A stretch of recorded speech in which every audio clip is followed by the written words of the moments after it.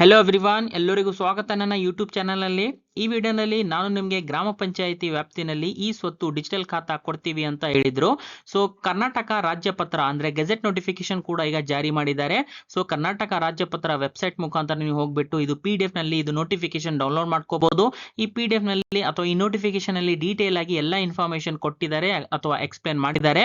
And ನಾನು ಈ ವಿಡಿಯೋನಲ್ಲಿ ಯಾವ ಇನ್ಫಾರ್ಮೇಶನ್ ಬಗ್ಗೆ ನಿಮಗೆ ಎಕ್ಸ್ಪ್ಲೇನ್ ಮಾಡ್ತೀನಿ ಅಂತಂದ್ರೆ, ವಿಲೇಜ್ ಏರಿಯಾ ಅಥವಾ ರೂರಲ್ ಏರಿಯಾ ಅಥವಾ ಹಳ್ಳಿನಲ್ಲಿ ನಿಮ್ದು ಪ್ಲಾಟ್ ಬರ್ತಾ ಇದೆ ಅಥವಾ ನಿಮ್ದು ಮನೆ ಇದೆ ಅಥವಾ ಗ್ರಾಮ ಪಂಚಾಯಿತಿ ವ್ಯಾಪ್ತಿನಲ್ಲಿ ನಿಮ್ದು ಆಸ್ತಿ ಬರ್ತಾ ಇದೆ, ನೀವು ಇನ್ನೂ ಕೂಡ ಡಿಜಿಟಲ್ ಖಾತಾ ಈ ಸ್ವತ್ತು ನಿಮ್ಮ ಆಸ್ತಿಗೆ ನೀವು ಮಾಡ್ಕೊಂಡಿಲ್ಲ ಅಂತಂದ್ರೆ ನೀವು ಈಗ ಮಾಡ್ಕೋಬಹುದು, ಕೊಡ್ತೀವಿ ಅಂತ ಹೇಳಿದ್ದಾರೆ.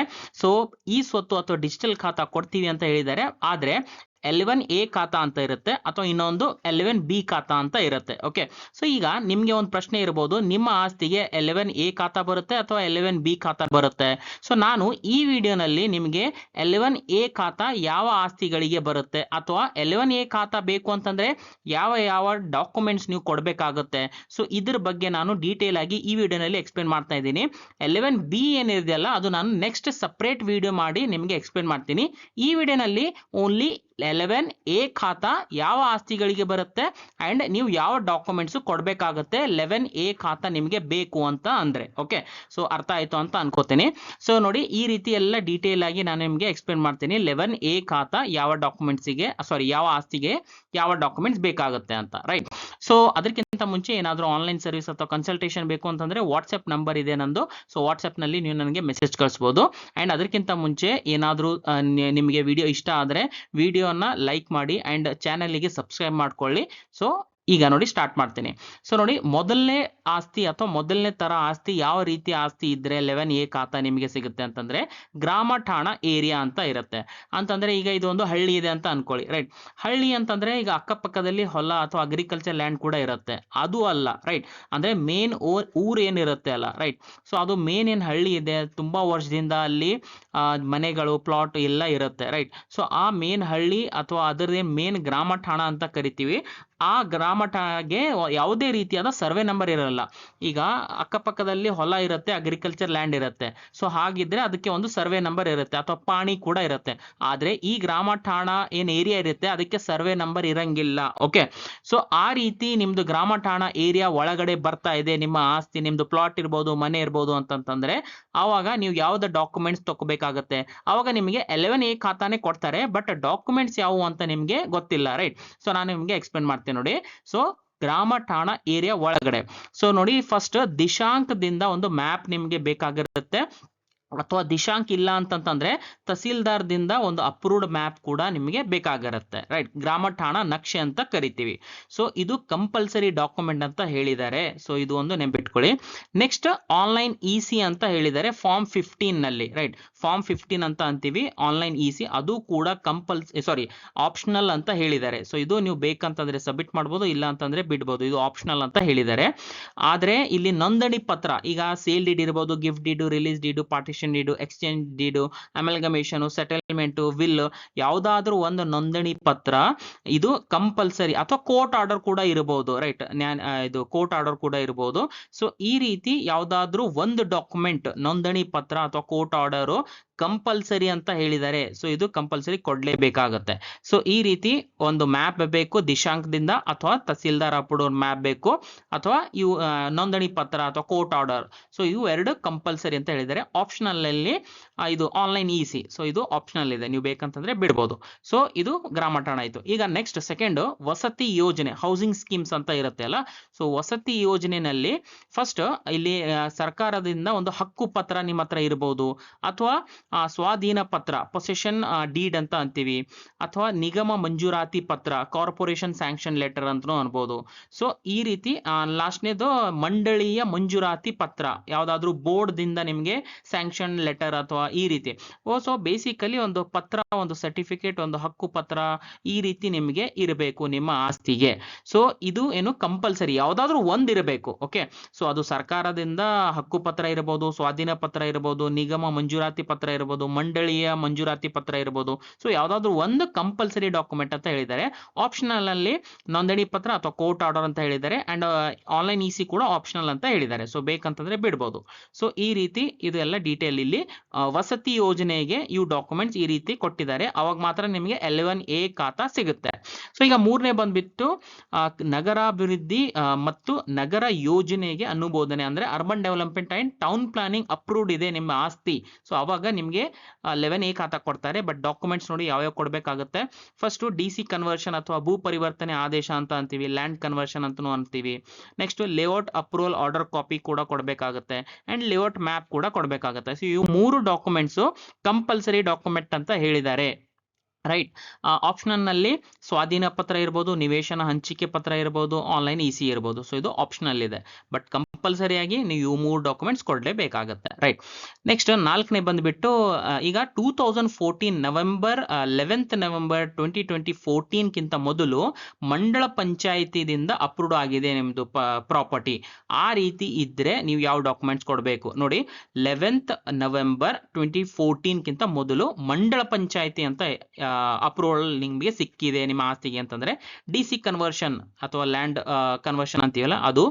ನೆಕ್ಸ್ಟ್ ಒಂದು ಕನ್ಫರ್ಮೇಶನ್ ಲೆಟರ್ ಕೂಡ ಬೇಕಾಗುತ್ತೆ ಕಾಂಪಿಟೆಂಟ್ ಅಥಾರಿಟಿದಿಂದ ರಿಗಾರ್ಡಿಂಗ್ ಆ ಲೊಕೇಶನ್ ಏನಿದೆಲ್ಲ ಅದು ಲೋಕಲ್ ಪ್ಲಾನಿಂಗ್ ಏರಿಯಾದಿಂದ ಹೊರಗಡೆ ಇದೆ. ಸೊ ಅದು ಒಂದು ಕನ್ಫರ್ಮೇಶನ್ ಲೆಟರ್ ಕೂಡ ಕೇಳಿದ್ದಾರೆ. ಸೊ ನೆಕ್ಸ್ಟ್ ಥರ್ಡ್ ಡಾಕ್ಯುಮೆಂಟ್ ಮಂಡಳ ಪಂಚಾಯತಿಯಿಂದ ಅಪ್ರೂವಲ್ ಆರ್ಡರ್. ಸೊ ಮಂಡಳ ಪಂಚಾಯತಿ ಅನುಮೋದನೆ ಅಂತಲೂ ಕೂಡ ಕೇಳಿದ್ದಾರೆ. ಸೊ ಇವು 3 ಡಾಕ್ಯುಮೆಂಟ್ ಕೂಡ ಕಂಪಲ್ಸರಿ ಅಂತ ಹೇಳಿದ್ದಾರೆ. ಸೊ ಅವಾಗ ಮಾತ್ರ ನಿಮಗೆ 11A ಖಾತಾ ಕೊಡ್ತಾರೆ.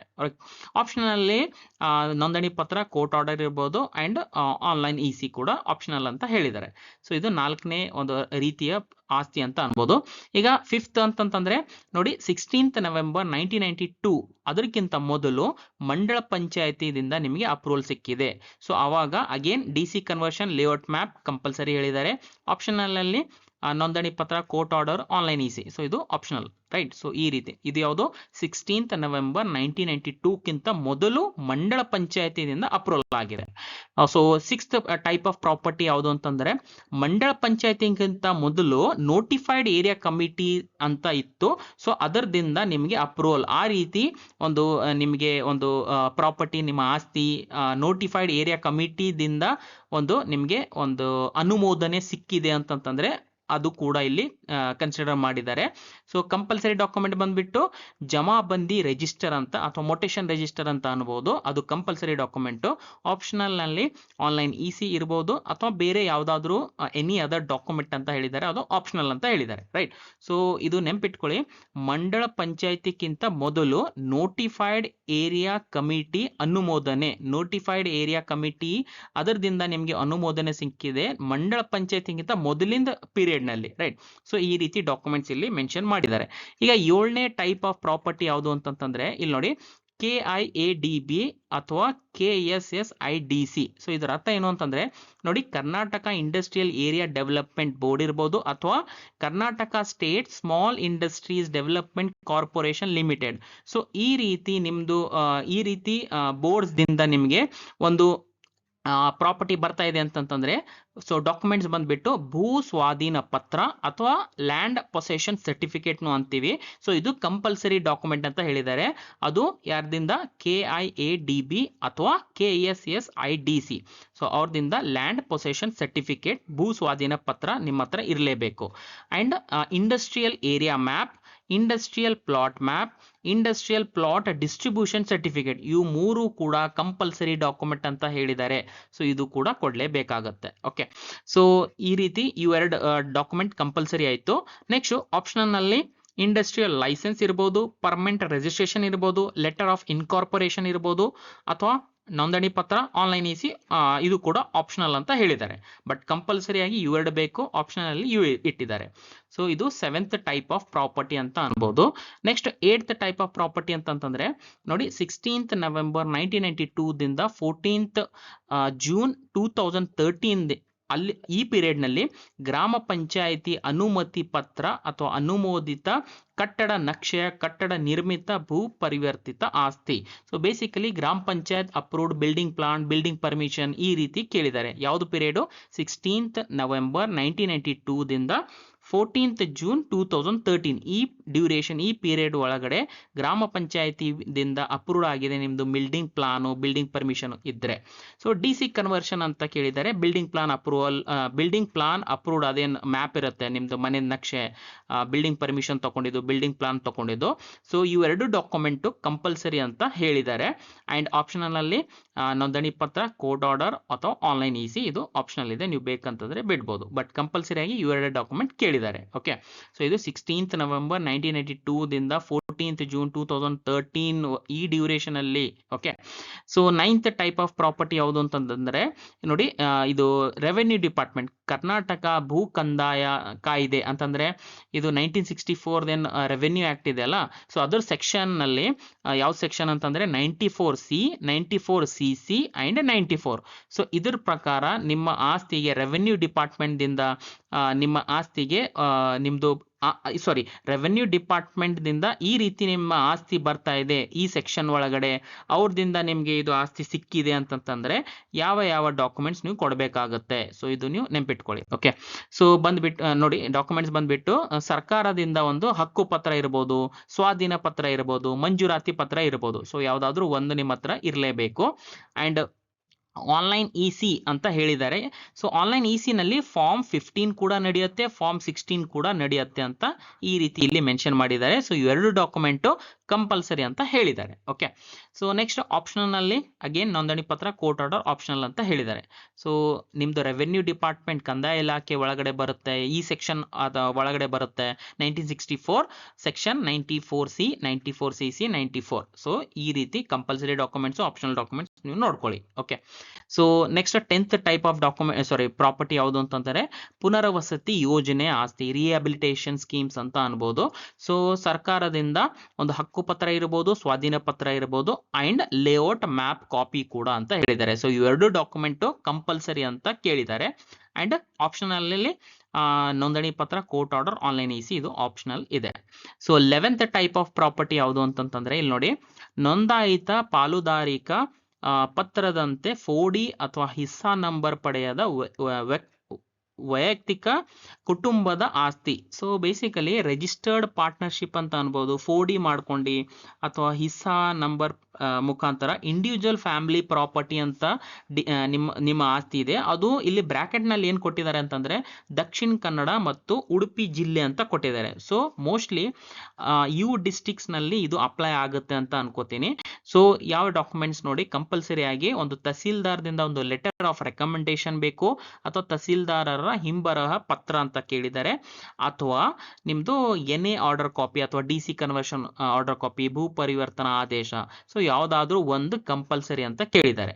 Right, next converted land map ಅಂತ ಕೂಡ ಕೇಳಿದ್ದಾರೆ, ಅಂದರೆ ಭೂ ಪರಿವರ್ತನಾ ನಕ್ಷೆ ಅಥವಾ ನಿಮ್ಮದು ಪಾಣಿ. ಸೊ ಯಾವುದಾದ್ರೂ ಒಂದು ಇವೆರಡರಲ್ಲಿ ಒಂದು ಇರಬೇಕು. ಓಕೆ, ಸೊ ಈ ರೀತಿ ಕಂಪಲ್ಸರಿ ಡಾಕ್ಯುಮೆಂಟ್ ಈ ರೀತಿ ಹೇಳಿದ್ದಾರೆ.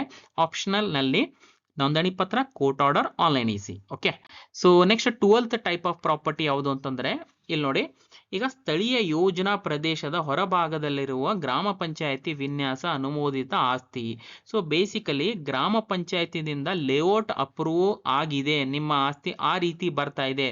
ಸೊ ಡ್ಯೂರೇಷನ್ ಏನು ಹೇಳಿದ್ದಾರೆ, 11th November 2014 ದಿಂದ 10th January 2025. ಸೊ ಈ ಡ್ಯೂರೇಷನ್ ಒಳಗಡೆ ಗ್ರಾಮ ಪಂಚಾಯತಿದಿಂದ ಲೇಔಟ್ ಅಪ್ರೂವ್ ಆಗಿದೆ, ಆ ರೀತಿ ಆ ಲೇಔಟ್ನಲ್ಲಿ ನಿಮ್ಮ ಆಸ್ತಿ ಬರ್ತಾ ಇದೆ.